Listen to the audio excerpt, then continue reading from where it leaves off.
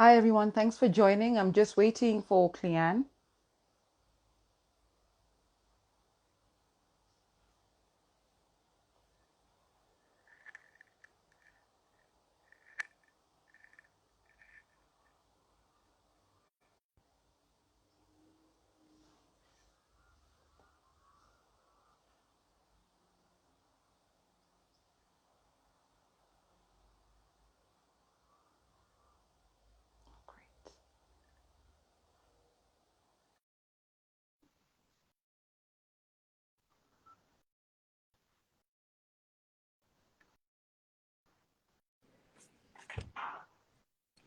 Hi, Perfect. Harry. Hi Clea, how are you? I'm great, thanks. I've never done a shared live before, so I was like, I hope Oh, we can wonderful. connect. Excellent. Thank you so much for coming through. And we've already got people on the live, about six, and joining. And as I said before, this session will be recorded, so it will be available on YouTube and on all our other channels. We'll put it on Facebook and Twitter and TikTok as well. So if you miss this session, then you can come through and check it out later. So I'm so happy to welcome Clea to our community, our Harriet's Botanicals community. We deal in traditional indigenous medicine, and we have a huge, huge focus on reproductive health. I mean, we live and breathe reproductive health for both men and women, and we're a family-oriented company, and that is why we have products for other members of the family. But what we have noticed is that there's very little knowledge or sort of incorrect information out there about hormonal health. And I'm a big believer in that even as you are taking our products or any other products, you support your process or your healing with the correct information, with nutrition, and with exercise. Now, Clea is a certified practitioner in health, in nutrition, and in exercise. And she's been highly recommended. I'm really looking forward to hearing more from her about hormonal health. I'm big on exercise myself. I only started my exercise journey last year to support my own hormonal health. So, karibu sana Clea. Tell us a little more about yourself, and then we can dig deep into this topic.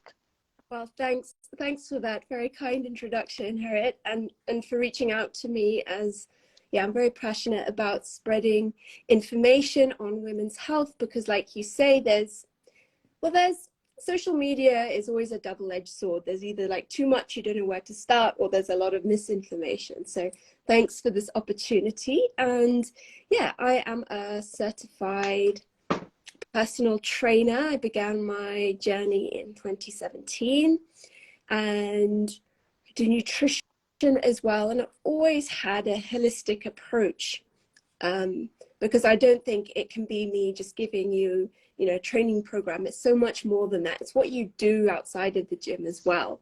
And then recently I've become very interested in hormones, as to me, this was the missing piece to my coaching. And so I did more research on that. I've had a mentor, so I've learned how to sort of read blood work, and it was truly, there's those things that just light you up, and I'm like, this is what I'm about. Because so many women, I think, like if you're struggling to lose weight, or you've got these other health issues and you feel like you're doing everything right, but it's in fact, sometimes it can be your hormones. And whilst I say that, I know a lot of women blame hormones for everything, but Mhm. they can be sneaky. And so that's my approach, is really holistic, so it's through training, nutrition, mindset, and then hormones. So both educating women about hormones and men, and then if needs be, doing blood work analysis in combination with signs and symptoms. But I love what you said, like there is no one supplement, medication that is going to be magic if you don't have all these sort of lifestyle basics in place first. They are so key. You can't out supplement a poor diet, bad training. So I think that's such a great point there, and we'll probably touch on that at the end. But that's my background, and yeah, Excellent. I mainly work with women, a few men, but I'm also passionate about, especially male coaches learning about women, because I think most of us have women clients, And women are not small men. I'll Okay. just start with that. We cannot be, well, I mean, in terms of training, we can be trained the same way, but we have so many more hormones going on. It can be very complicated. So I'll just put that out there to start with. Excellent. So thanks so much. That's really incredible. So we talk about, I'd love to touch on a few things that everybody's always talking about here. We have in our group, we have women who are trying to conceive, who have issues with estrogen. And those ones, a lot of them have endometriosis and fibroids and ovarian cysts. We have women who don't ovulate, women who struggle with PCOS, polycystic ovarian syndrome. And then now then we're coming into that age where we as Kenyan women are becoming suddenly aware of this thing, perimenopause and menopause. And a lot of our issues starting at puberty, when you have a painful period and you can't really talk about it, and when you're on your period, you have to hide it. And people laugh at you in school if you mess your underwear or if you mess your skirt. So, periods and period pain. And since we have a little bit of a culture of saying, oh, it's your period, don't tell anybody, just kind of suffer in silence or take your painkillers. And we're moving to like a more open platform of sharing and caring for ourselves and for our sisters and all the other women in the world, understanding how important it is for us to have a positive period, a positive cycle, to have hormonal balance, because it affects every single thing from your relationships to your finances, to your sleep, to your physical health, to your emotional health, your mental health. And there's plenty of people who tell you that when they get PMS, they just absolutely go mad. They break up with their boyfriends and then everything is okay like after. So I know you want to talk about the menstruation cycle, and I know at some point you're going to touch on the thyroid. That is something that keeps coming up all the time. And weight gain. You actually hit, you hit gold when you said weight gain, because we're all struggling with weight gain and it's all hormonal. People are working out like crazy. Some are doing intermittent fasting. Others are just living on water. I mean, I'm exaggerating, but there's plenty of women who'd like to understand the link between our hormones and weight gain. So Karibu. The floor is yours.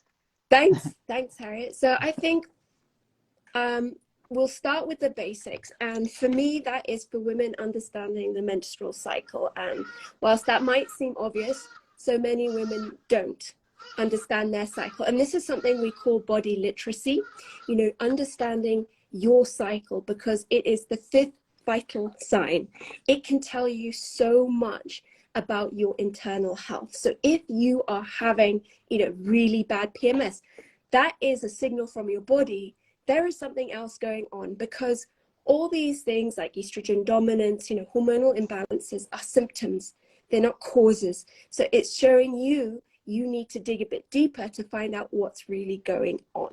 So, just starting with knowing what is a healthy menstrual cycle, kind of what are the red flags where you're like, okay, especially if you don't talk about it, you're like, is this, normal? Or should I be worried about this? So I'd like to start there, and I'm going to talk about the different phases of the menstrual cycle. And I'm going to talk about the main sex hormones involved. From there, I'll talk about sex hormone imbalances, and that's going to lead into the thyroid, and we'll probably touch on cortisol as well, maybe a little bit of insulin, because it's all connected. Then I'll finish up with simple things that you can do first to get in place. And then if you suspect a hormonal imbalance, sort of what next steps that you can take. And then I guess if we have time, I know we wanted to touch a little bit on birth control, but that truly is its own topic, because it is quite complicated. So if that sounds okay, I'll get started, because that's a lot to chat about. Excellent. So a healthy menstrual cycle is anywhere between sort of 25 to 35 days long. And we generally break it up into 4 phases. So phase 1 is menstruation, your period, when you bleed. And we mark this as day 1. And it's usually between 3 to 7 days. And you want sort of your blood flow to be like a maple syrup. If you've got lots of big clots, this can be a sign of a hormonal imbalance. A bit of cramping is normal, but if you are having serious cramps and popping painkillers right, left, and center, again, that is a signal from your body something is going on. So a little bit of cramping, it's okay. You know, if you have to take like maybe a mild painkiller, that's okay. But again, if you are missing work, if it's interfering with your life, that is an issue. So during this menstruation phase, all your hormones are low, your sex hormones are low. So the main ones we're going to talk about are progesterone, estrogen, LH, which is luteinizing hormone, FH, which is follicular stimulating hormone, and testosterone. And a lot of people are like, that's a man's hormone, but as women, we need it too. It's very important. So all those hormones are low in that menstruation phase. So as we move out of that so that makes up the first half of the cycle called the follicular phase. So menstruation takes up that first half. And then we go into the second half of the follicular phase. So your period, a lot of it starts in the brain. I often say like ovulation starts in your brain. So your pituitary gland makes these hormones called LH and FSH. So FSH starts to rise, and this stimulates your follicles in the ovaries, about 6 to 8 of them to mature. And generally there's only one dominant one, and this is what's going to make your egg. So estrogen is on the rise in that follicular phase. And then as the follicles mature, they make more estrogen. And then this creates what we call a negative feedback loop. So your brain is like, oh, there's a lot of estrogen going on there. We're going to reduce that FSH now. And now we're going to introduce LH, the luteinizing hormone. So this, as estrogen surges, FSH is going to drop. LH is now on the rise. And LH is going to initiate ovulation. And like, you know, textbook menstrual cycle, everyone is like 28 days. Ovulation is day 14, but this is different for every woman, and it can be different every month. You know, so it will be very dependent on you. So LH stimulates some testosterone and what we call androgens, which are male hormones in your ovary. And this is what initiates that ovulation. So ovulation will occur. So one of those follicles will mature into a dominant one, and then LH will surge. It will cause ovulation, which is when an egg comes out, it ruptures out of that follicle. LH will then drop. Now, this is how we produce progesterone. So ovulation is the main event of your menstrual cycle, because if you don't ovulate, you're not going to produce progesterone. And progesterone is an extremely important sex hormone for women. So the female body is truly incredible. So once that follicle has ruptured and the egg has come out, it turns into something called the corpus luteum, which is an endocrine gland. And your body makes this from scratch. Like, it doesn't happen anywhere else. It's incredible. So the egg will only last about 12 to 24 hours. And the corpus luteum will then continue producing progesterone until the end of your cycle. So we've done ovulation, and now we're moving to the second half of your cycle, which is the luteal phase.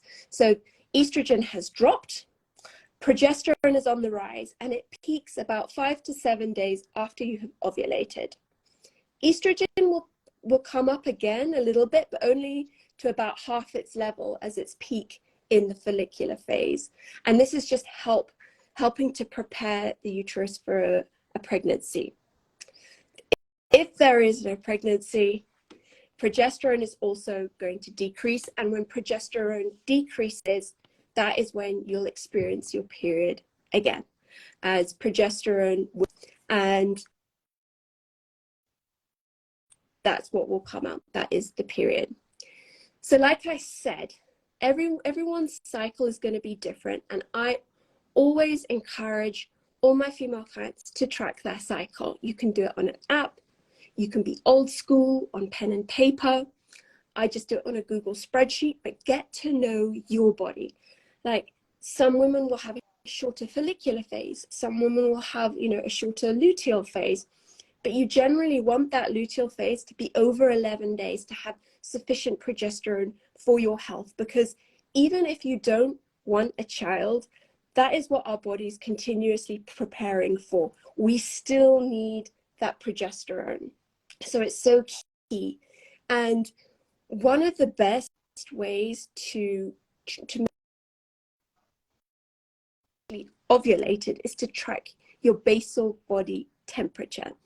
And that means taking your temperature every morning, because once you've started to produce progesterone after ovulation, progesterone is what we call a thermogenic hormone. It produces heat in our body. Our temperature is going to rise by about 0.2 to about 0.5 of a degree. So if you're tracking that, you will really notice and you'll see. And there is no other way to confirm if you have ovulated apart from that. You can also track your cervical mucus, which is really important, as when estrogen is starting to peak in that follicular phase, your cervical mucus is going to be like egg whites. It's going to be quite slippery. So this is what we call that fertile window. And that's when, you know, it's ideal time for you to get pregnant, or if you want to avoid getting pregnant, to avoid that. But remember, this is before ovulation. A lot of people think it's like during ovulation. It's before, because it's linked to that estrogen increasing. So you can combine that with taking your basal body temperature, and you can get a very accurate window of when you have ovulated. And again, it can vary from month to month, but a lot of women have what we call anovulatory cycles, where you don't ovulate, but you can still bleed. So they're like, oh, but I'm ovulating, you know, I've got my period. You know, I must be ovulating. It's not true. And again, like I say, that ovulation is key to produce that progesterone.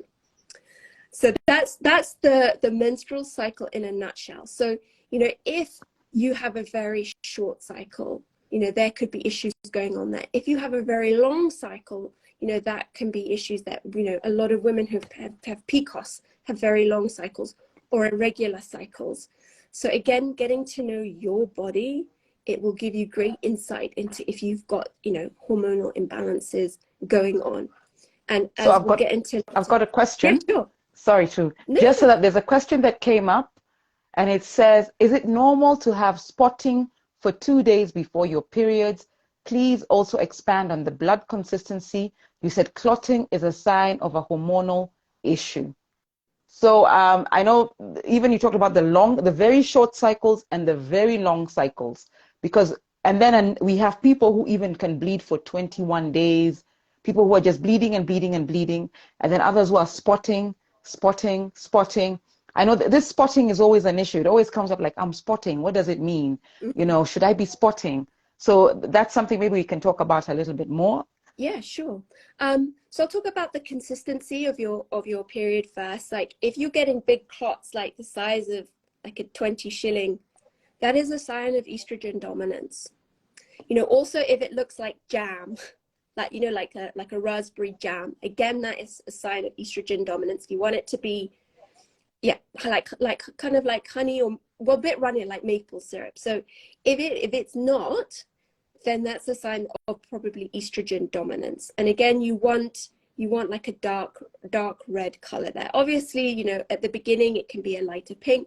At the end it might be a bit darker because it's older blood, but in general, that's the consistency you're looking for. So if you're getting big clots, that is a sign that there is estrogen dominance going on there, and you'll have a whole host of other symptoms, which I'll talk about in a bit. You can kind of put the pieces of the puzzle together there. Spotting, on the other hand, can be a sign of too little progesterone. You know, if it's like, you know, a day before your period, I mean, you'll be like, I know it's coming, some spotting. But if you're 3 to 4 days, or like you'll spot nothing, spot, that is a sign that you don't have enough progesterone. So we'll also talk about that. And then like, if you're bleeding for more than 7 days, again, there is something going on there. You know, that can be linked to adenomyosis, you know, endometriosis, where you're having very heavy flows, heavy painful flows. So that's where you'll want to, do a bit more digging, getting to the bottom of what your cause is. Excellent. Thank you. I don't have any more questions. I don't see any more. We can continue. That's some great information. Yeah. I mean, the menstrual cycle and body literacy, I think, could be a whole topic in itself as well, like teaching women how to, again, track cervical mucus, track basal body temperature, because really knowing when and if you ovulate is really key. But we'll start with estrogen, and estrogen often gets a bad reputation, like estrogen dominance. It's the cause of all our issues, but estrogen it's life. We need it. And there's actually 3 types of estrogen. And when I say estrogen, I'm generally talking about one of the main ones, which is called estradiol. And that's the main estrogen for women of reproductive age. We also have estriol, which is the main estrogen when you're pregnant, and that's actually produced by the placenta. And then we have estrone, which is the normal, well, it's the typical dominant estrogen when you're in menopause. Now, estrone and estradiol, they can convert into each other. And often estrone is called like a bad estrogen. So when I'm saying estrogen now, just know I'm talking about estradiol. And this is mainly made in our ovaries. It's an ovarian sex hormone, but we can also produce it in our body fat. It'll be converted from testosterone by a certain enzyme into estrogen. So estrogen. Just repeat that. You said our body fat can convert into estrogen. Okay. It can make estrogen. So that's why often if you are overweight, you have too much body fat, this can cause estrogen dominance. Okay. And then again, it can be converted from testosterone into estrogen. Testosterone can be converted into estrogen. So we need estrogen for, female secondary sex characteristics. And it causes the typical female body fat patterning, where we store most of our body fat in our lower body. And this is, throughout evolution, this is for, our body is always prepared for like pregnancy and for, rearing children. Whether or not you want them, that is how the female body, is always prepared for. So we have that typical fat patterning, and that is generally caused by estrogen. It's a major player in bone density, in cognition and mental functioning. It stimulates our mood by boosting neurotransmitters like serotonin. It increases our insulin sensitivity, which just means that our body is more effective at utilizing carbohydrates. It stimulates the uterine lining. So during the first half of that cycle, it's building up your uterine lining in preparation for having, for implantation of the egg. And it's really important for heart health. So it prevents the storage of visceral fat. That's that deep fat, like around your organs. Estrogen prevents that. And finally, it has been shown to prevent inflammation in the body and help with muscle building. And so you might have heard that women often recover better than men, can deal with more volume than men in training because of our estrogen. So it's very important. Sorry if you can hear my dogs. They're trying to get in. Sorry. It's okay. It's okay. So that's great news. I mean, most people just think estrogen is bad, but it's so good to hear that it can even help you. What you're saying is that it can prevent you getting diabetes because it helps convert carbohydrates better or something like that. It improves your insulin sensitivity. So, in that first half of your cycle, the follicular phase, you are more insulin sensitive. So, for some women, like this can get very complex. If you're doing nutrition, like you can generally utilize carbohydrates more effectively in that phase. And then when you go into the luteal phase, it's the opposite now when progesterone is dominant. But it's the protectiveness of the heart is really important. And that's why a lot of women going into menopause do HRT, because you lose that protectiveness in menopause when your natural estrogen levels start to decline.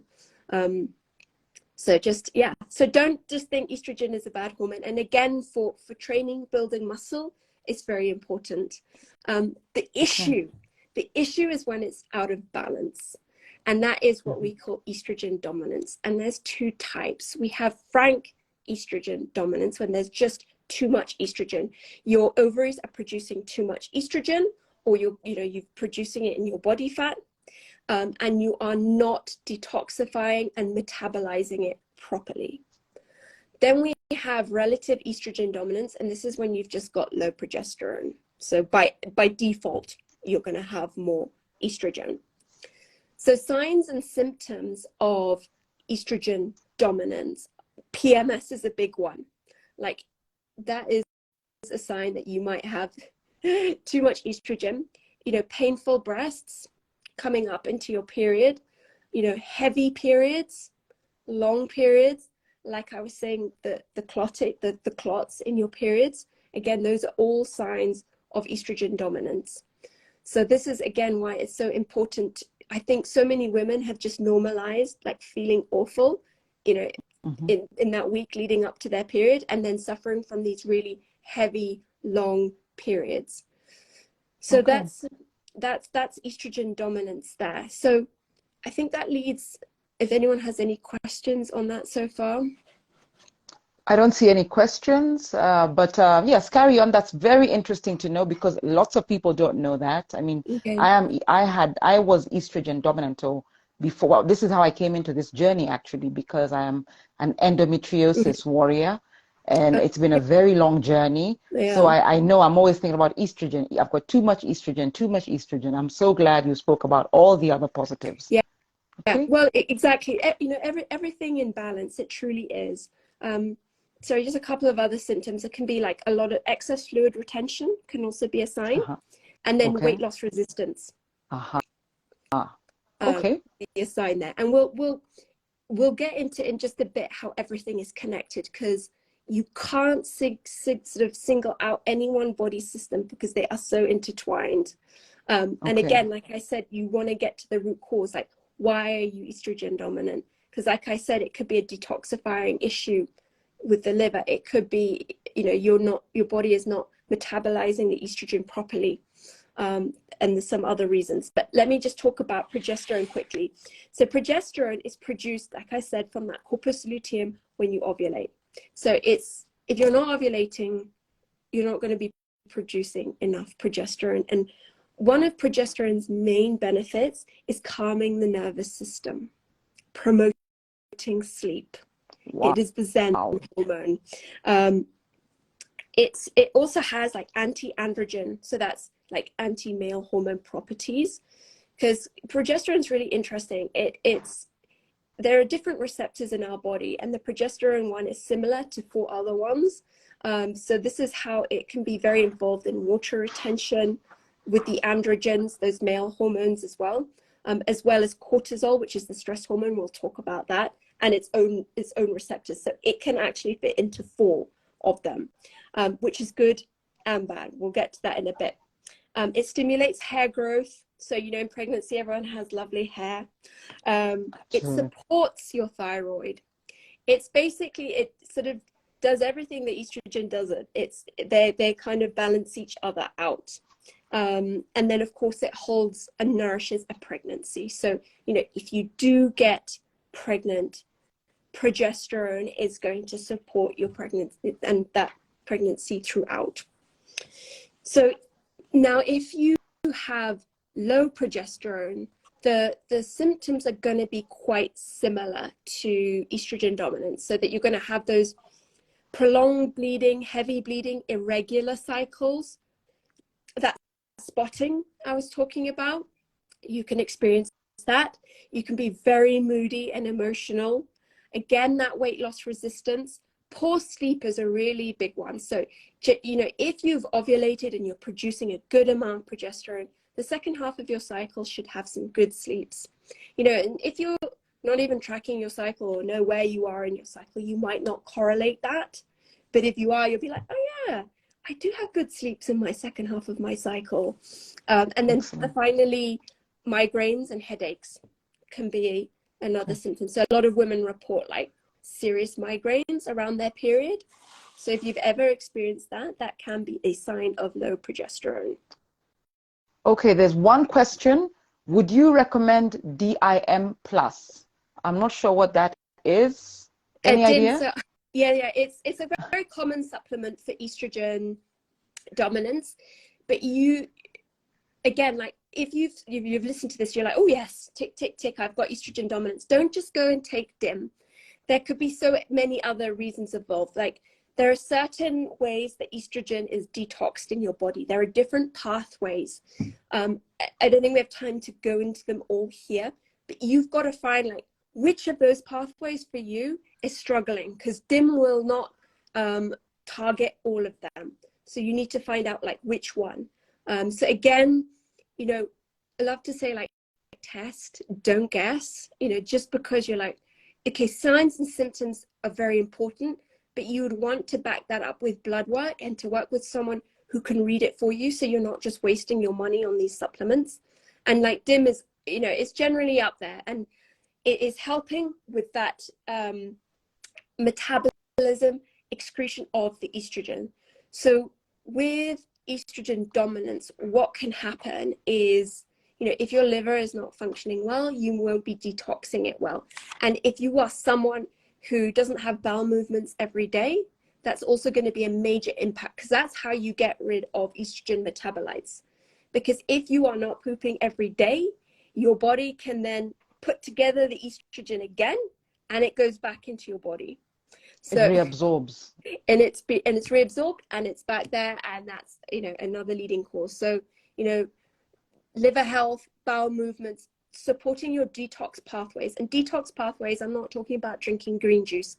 I'm talking about sweating. I'm talking about pooping daily. Those are the main ways that your body detoxes, you know, so you need to ensure that you do those daily. So a lot of women who have constipation, you know, will also suffer from estrogen dominance. So there's a long-winded answer to DIM, but I wouldn't just take DIM. You need to dig more and find out like what exactly, you know, is the cause of your estrogen dominance.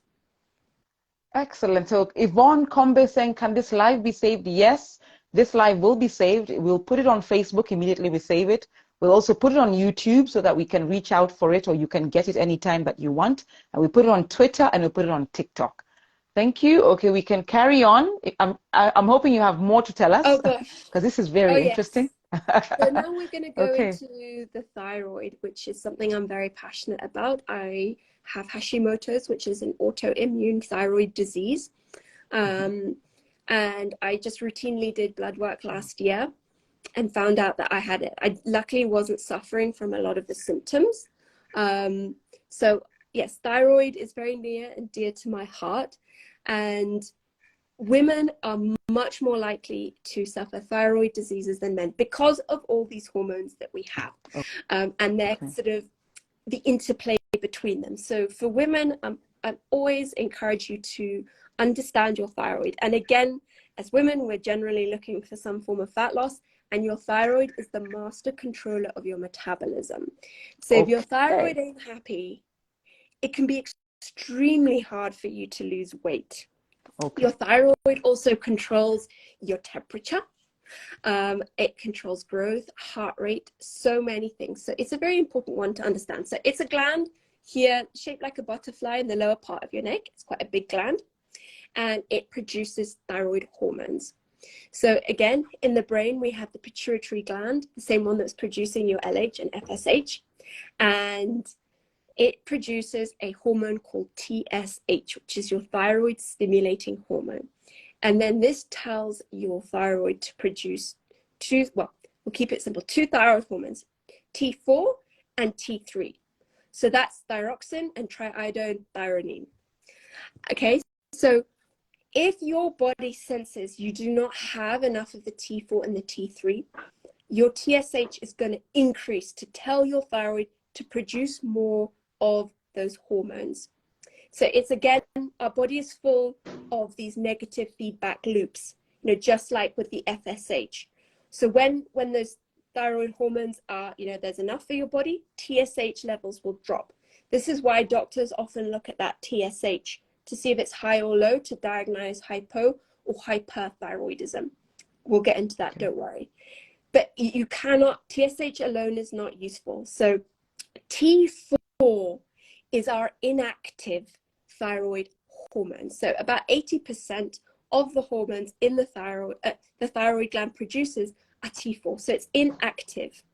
It's like a storage hormone. It's like the raw material for the one that we call T3, which is the active thyroid hormone that every cell in your body has a receptor for. So it impacts everything. So T3 is the key one here.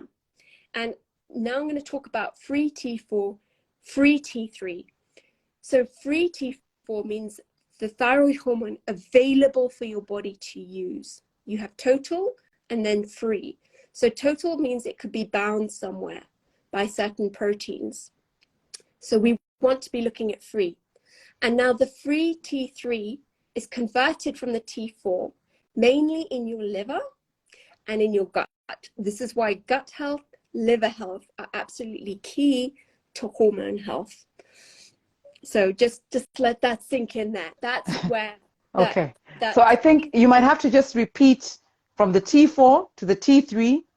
Then we went to every cell in your body is impacted. And then we spoke about gut health and liver health. And I'd like us to repeat that section. It's a little bit complicated. I know this is like being in science class all over again. It is, okay. So the thyroid gland produces free T4, free T3. T4 is like the raw material for T3. It's not an active thyroid hormone. On its own, it's not controlling your metabolism, not controlling your temperature or your heart rate, anything like that. It has to be converted into T3. And it's converted into T3 mainly in your liver, a little bit in your, in your gut and some other cells. But that's where your liver health is key. So if your liver is suffering, you're going to have a heart, or if you've got really poor gut health, you're going to have poor conversion rates of the T4 to that active T3, which is what your body will use. Excellent. There's a couple of questions, just two questions. If you have a hormonal issue and don't want to do the pill to balance them, how should you go about it? How do we test the blood to check our hormones? And then, can you have both estrogen dominance and low progesterone? Can the symptoms of both be present? Please touch on hormonal acne and hirsutism. So you don't have to answer those right now. Okay. You we can continue, but just bear in mind. We'll get to those, and I'll just say quickly. I mean, this is opening Pandora's box. Birth control does not balance your hormones. Hormonal birth control suppresses your ovarian hormones, so you are not producing anything. They are synthetic. Anything, as in no estrogen, no progesterone, nothing. No testosterone. Oh, we haven't covered testosterone. I'll have to go back to that one as well because it's important. But yeah, that's basically what hormonal birth control does. It's just synthetic steroids. They have their uses for certain conditions, but it is never going to balance your hormones for you. It might balance them because it's just stopping all of your natural production. So if you have been suffering from something, it is going to stop that. But as soon as you go off it, those problems are still going to be there. It's like a Band-Aid. But okay, maybe we can talk about that at the end. And also touch on Asherman syndrome, which I think is one of the more extreme ones. I know you spoke about, I'm not sure if you've heard about that one, but if you have. I haven't. Sorry, I've never heard. Okay, that's a really complicated, but we don't have to talk about that one now. We can just finish up and then maybe at the next one. Yeah. Okay. And I mean, I like to talk about things I know about, but I'd love to research that. I've never heard of it. I mean, there are all sorts of conditions out there. Let me finish with the thyroid. We'll touch on testosterone because that's where hormonal acne and hirsutism can come in. Okay. Then cortisol, and then how everything is linked. I hope we have time. So okay. So thyroid is really important, and estrogen actually suppresses thyroid function, whereas progesterone supports it. So in the second half of your cycle, your metabolic rate can actually increase. So you can be burning about up to 300 extra calories a day, which, you know, because your progesterone is supporting the thyroid there. So a lot of women are like, well, you know, why didn't I lose weight in the second half? Because your cravings also increase there. So you generally are you're more likely to eat, and that will balance out, you know, that increase in metabolic rate from your thyroid. But if you are hypothyroid, this means that you are not producing enough of your thyroid hormones. Symptoms of that can include always feeling cold, constipation, dry skin, brittle nails, hair fall, brittle hair, and then you can have, you know, painful, long, heavy cycles as well. So a lot of those symptoms of estrogen dominance, because they're often connected. It's hard to say like which comes first, because estrogen dominance can feed into hypothyroidism, and then hypothyroidism can feed into estrogen dominance. So when you have estrogen dominance, your liver produces more of these proteins that bind the thyroid hormones so that you can't use them. And that's what causes the hypothyroidism. But also, your thyroid can decrease something called sex hormone binding globulin, so that this can bind estrogen, and if there are low levels, it means you've got more estrogen. So it's very complicated, and you can see how intertwined they are. So you know, you can often, you can't single it out. I mean, if you're doing blood work and you're getting into it, you might be able to, but often just know like all these systems here are connected. And then if you've got like an autoimmune disease like Hashimoto's, that's where you want to test thyroid antibodies. And that's where your body's actually attacking your thyroid. Less common in women. Oh, sorry. And then one of the major symptoms for hypothyroidism is like weight loss resistance, again, because your thyroid controls your metabolism. So if you've not got enough of those thyroid hormones, your metabolism is down regulated, which will make it very difficult for you to lose weight. Not impossible, but you'd have to get to a very uncomfortable place. So there's no point, you know, trying to do a fat loss phase if you are hypothyroid without working on those root causes of it first. Excellent. That's just so good to know, because I tell you, there's so many people, me included, who wonder why we can't lose weight as fast as we want to. And understanding more about the thyroid, that's really, really useful information. Yeah, thyroid is, I would always say, like a critical one to get tested. You know, if you are experiencing weight loss resistance, and you know, and you've been honest with yourself, you know, you're not eating, you know, a calorie excess. You're like, I really am doing everything, you know, that should elicit fat loss, but I can't. You know, get your thyroid checked, especially if you can tick off any of those symptoms. You could be like, yeah, that could be me. And like postpartum is such a good time to check your thyroid, because that can be a trigger for hypothyroidism. Okay, excellent. There are some questions. I think we mentioned the other ones. I'm not sure if we'll have any time to go. How much more do you have, or how much more do you want to go? I'd just like to do cortisol and testosterone. Okay. Great. We'll go with your timetable. Okay, yeah. So cortisol, again, a bit like estrogen, gets a bad reputation, but I mean, we need it. It's part of our circadian rhythm. You know, it rises about 2 hours after waking, you know, to help get us up and ready for the day. And then it starts to decrease in the afternoon into the evening as melatonin, our sleepy hormone, increases. So that is our natural daily rhythm, but this can be disrupted by so many things, and also chronic stress. So remember, stress is more than, you know, physical stress. It's mental, it's emotional, it's environmental, like temperatures, things like that. And in this day and age, we are generally chronically stressed. We're overstimulated, we're overcaffeinated, and we live in that fight or flight mode. And when we are in that constant state of stress, your body is not prioritizing reproduction. It's not prioritized, it wants to preserve energy. So this leads to the downregulation of your hormones, downregulation of your metabolism.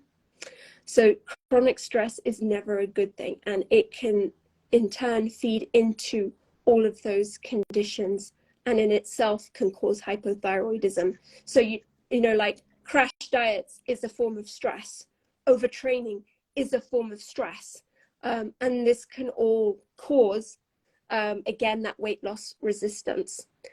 So again, everything in balance. We need cortisol. It's just when you are chronically stressed that is a bad thing, because unlike your hormones like adrenaline, they don't stick around in your body, but cortisol will. And this, in the long run, it's some people might call it adrenal fatigue, but it's adrenal dysfunction, where your adrenals, which are little glands that sit on top of your kidneys, which produce cortisol, they're pumping all this cortisol out because you're always stressed. You've got deadlines, meetings, you're fighting traffic jams all the time, and eventually your body's like, we just don't know how, we don't know how to respond to this anymore, and your body just doesn't respond to it. So now your cortisol levels tank, which can produce their own issues. So signs of a dysregulated cortisol, you're always feeling tired, or especially you wake up feeling really tired, you get like a second wind at night, you're like, let's go, or you feel tired and wired at the same time, which is the worst feeling. You feel dizzy when you stand up, you just can't handle stress, the smallest thing just sets you off. You constantly get ill, like your immune system is just like taken a hit. And then it can lead to that weight loss resistance and feed into the sex hormone imbalances and seriously impact the thyroid. So all these things are related there. But okay. Stress is up there, like, as one of the main factors for so many diseases. And it's such a hard one to put your finger on. She's like, I'm not stressed. You look at someone's blood work, you're like, my friend, you're very stressed. And it is more difficult to deal with.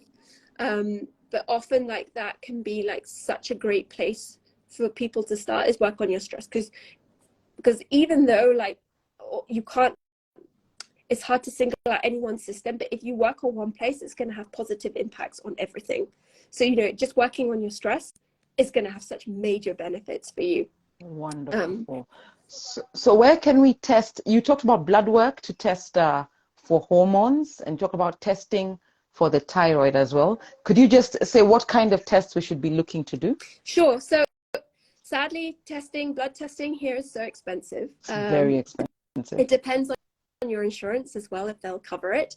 So I always think, this is a very long-winded answer to your question. First of all, just track your cycle, get to know what's normal for you, have a listen, and just listening to this, be like, okay, do I have some of those signs and symptoms of thyroid issues, estrogen dominance, not enough progesterone? Then you'll be like, okay, yes, let me do some blood work. And it'll depend on your budget, of course, your insurance. But because you want to get to the root cause, I always recommend quite comprehensive blood work. Like if you suspect thyroid, you don't want to just test the thyroid, because it could be caused by something else. So thyroid, you want to do an extensive thyroid. Like most doctors will say, just do TSH. That is not enough. You want to do TSH, free T3, free T4, and I would also recommend doing the thyroid antibodies to rule out autoimmune conditions. So that's a full thyroid panel. You want to do your estradiol, you want to do your progesterone, and you want to do those at certain times in your cycle. Because remember, progesterone peaks 5 to 7 days after ovulation. So it's usually for most women between days 19 to 22 of the cycle. That's when you want to test them. You can test your LH and FSH. Normally those are done like between days 1 to 3 of your cycle, but you can also do them when you're doing your progesterone, because there's a ratio that they should be in. You want to test your testosterone, your free testosterone. You don't have to remember this. Maybe Harriet, I can share my list with you so that people don't have to remember this, but I'll talk through it anyway. You Yeah. want to check something called your sex hormone binding globulin, because remember that can bind your testosterone and your Estrogen. estrogen. You Okay. want to check something called DHEA. So DHEA, it can also be reflective of stress in your body, and it can also be helpful in identifying if you've got too much testosterone. Like for PCOS, it can be useful. It can also be useful because it can be converted into either estrogen or testosterone. So you can see if there's an issue there. So those would be the main sex hormones. You want to check your insulin. You want to check what we call your HbA1c, which is a 3-month average of your fasted glucose. We haven't touched on insulin, but that is also right up there with cortisol for causing hormonal imbalances, because, well, maybe we can get into that another time. You also want to check you want to do a full blood count to look at your red blood cells, white blood cells, because those can tell you if you've got any deficiencies or infections going on. It can give you so much insight into your gut health. You want to check your liver, your kidneys, and then bonuses. You would check iron, ferritin, or you can do even more comprehensive iron panels there.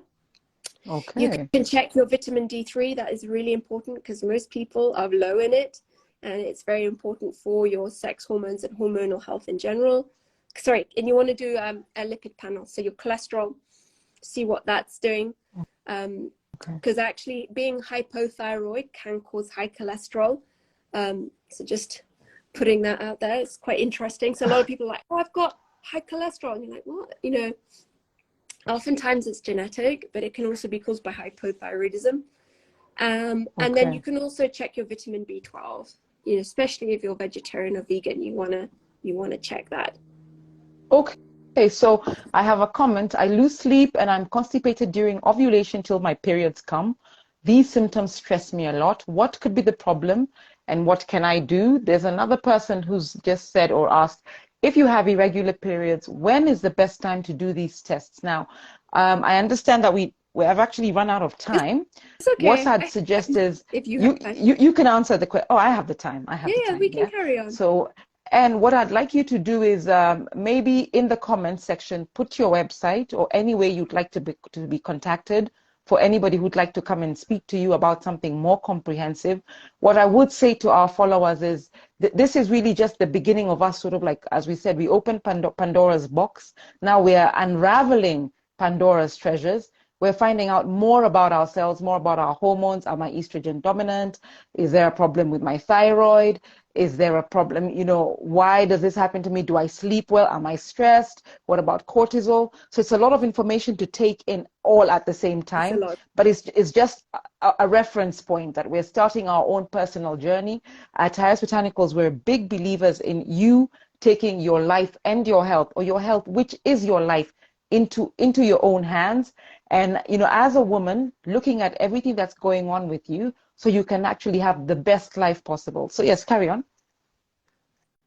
So progesterone can slow gut motility. So that's just slowing, the transit time of food through your gut, which can cause constipation. So for a lot of women, the second half of their cycle can be marked by constipation. And then leading up to your period, you might get diarrhea, and that's again can be caused by what we call prostaglandins, which are released prior to you having your period. So you would want to you'd probably want to get your, well, I mean, you could work a lot on your gut health in the meantime, like making sure you found your fiber sweet spot, like not too much, not too little, making sure you're drinking enough, making sure you're moving enough, things like that. And then you could do some blood work just to see what is going on. If you have irregular cycles, just get your blood work done anytime. So whoever reads it will still be able to see what's going on for you. And if you are on hormonal birth control, it doesn't matter when you take when you take your blood work. It can be whenever, because you are not producing your own hormones. So it's quite interesting. If you are on birth control and you take that, you're like, okay, wow, yeah, she's saying the truth. So I've seen someone, let me just talk about testosterone quickly. So testosterone is not just for men. Like, women, we need it as well. You know, it has anabolic effects. Like, don't be scared of that word. You know, I'm not talking, you know, you're not going to look like a bodybuilder. It just helps you. It helps your body composition. You know, like estrogen, it helps you build muscle, which is what's going to give you that toned look that you want. It helps to build bones. It helps support our brain, our mood. It's a big one for mood. Libido. It's massive for libido. So if you have a low libido, and that shouldn't be something you're ashamed to talk about, you know, you need to look into that and why. And it's generally because you have low testosterone. And it also helps with our energy. So, you know, if you have poor body composition, low libido, poor mood, these can all be signs of not enough testosterone. So on the flip side, you can also have too much testosterone, and that's a potential sign of PCOS. And that can cause hair loss, you know, your acne, your oily skin, increase the hirsutism, the increased facial hair. You can be a bit more aggressive, and you can also have like male pattern fat storage, which is mainly on the abdomen. So, I mean, PCOS it's a complicated condition. It's more than just hormonal. It's like a full body metabolic condition, and it's like a blockage between the brain and the ovaries with all these signaling. And it's basically because, remember, I was saying LH, it stimulates the ovaries for ovulation, and it does that as well by stimulating testosterone production in the ovaries. So when with it's a cycle. So with PCOS, you often have long cycles where you haven't ovulated, so the brain is not exposed to progesterone, which can cause issues with signaling with the LH and the FSH. So you produce more LH. So this is signaling to your ovaries, more testosterone, you know, so it becomes a cycle which can cause insulin resistance, which now feeds back into producing more of these androgens, the male hormones. So, I mean, PCOS, you know, those are all, there are different types of PCOS, but, you know, you generally want to look at a lack of ovulation. So again, tracking your cycle is so important, and you can't just assume because you have a period that you've ovulated. You need to be tracking that body temperature to ensure that you have. And then you can do that FSH to LH ratio, because you'll generally find LH is way up there. And then you want to check for these certain androgens, and then, you know, check your insulin to see if you are insulin resistant, because that can cause a whole host of issues there. So yeah, too much testosterone, like I said, is also not a good thing. So that can definitely be a factor in acne. And so for a lot of women going on birth control, they're like, oh, it makes my skin so beautiful, because it stops your body producing testosterone. And as soon as you stop that birth control, it will be back. Aha. Okay. We've got one question from Sly Odhiambo. What causes very light periods? Okay, so we haven't really talked about that. That can be, you know, too little estrogen. So remember, estrogen is building up your uterine lining. So if you don't have enough of that, your uterine lining is going to be very thin, so that when you have your period, it's going to be, you know, very light. And it could also be caused by hyperthyroidism, where you're producing too much thyroid hormone. That can also cause very light periods. So those would be the two things I would check there: your estrogen levels, because you might not have enough, and then just to check your thyroid as well to see. So yeah, hyperthyroidism is generally, it's not as common as hypo, but, you know, it's good. It is a condition there. And then, you know, if you are going into perimenopause, you know, things can get very interesting there as well with your cycle, because it is the gradual decline of your hormones, you know, estrogen and progesterone. So, I mean, you normally have heavier periods there, but some women, you know, can experience lighter ones. But yeah, definitely check the estrogen levels. Excellent. I mean, that was just incredible. Thank you so much, Clea. I mean, we learned so much. I learned so much today, and I think this is way more pleasant than reading a book or you know, like being in class learning about, you know, estrogen and all that other stuff that we may have picked up in biology. I'm hoping we can do this again and just get deeper. I mean, you've talked about perimenopause and menopause, and that is the new taboo topic now that we've started talking about period and the fact that it's okay to have a period and you shouldn't be in pain. Now we're now saying the fact that I'm going through menopause. You've got hot flushes, things that women don't really talk about. So we're looking forward to having you again. If you could possibly drop your contacts in the comments box or maybe underneath the video. I'm sure there's lots of people here who'd like to speak further to you. You can find Clea on Instagram, Clea Earnshaw, and you'll follow her. We'll tag her on the video as well. And if you'd like more detailed advice also around nutrition, because she spoke about the fact that what you eat differently when you're on the different parts of your cycle, and that can impact weight loss. Or you can talk about insomnia or the kind of exercise you're doing. She said that women are not small men. So it's not automatic that when we do exercises the way men do that we will actually lose weight or kind of get the same results. And I really thank you for saying that. Thank you for reiterating that, you know, we are different, we're all different, and that we all need a program that really suits us specifically. So thank you so much. Yeah. Thank You're you, everybody. so welcome. And yeah, no, Thank thank you. you for having me. And yeah, there's so much to discuss. Hopefully we can come back. But yeah, if you are struggling, please, you know, don't hesitate to reach out. And Harry, I'll just share my blood work sheet with you. I That's work with a amazing. company called Tibu, who come to your house and do your blood work. They're amazing. Okay. And then I do offer like one-off consultations. Like if you don't want to do bespoke coaching, but you're like, yeah, I've done my blood work, I've got these issues, you know, can you point me in the right direction? I'm very happy to do those. But yeah, I'll put all that info below. And yeah, hopefully we can have more conversations, because it is, Okay. you know, as women we are complicated. You know, we've got a lot of moving Absolutely. parts that change every month, every day. And just, you know, having someone who understands that, whether, I mean, it should be yourself as well, but you know, for your coach and everyone to take that into account, to optimize your health, you know, through your training, through your nutrition, and through targeted supplementation. Okay. Thank you. Thanks, everybody. Thank you. Bye-bye. Okay, bye. Uh-huh.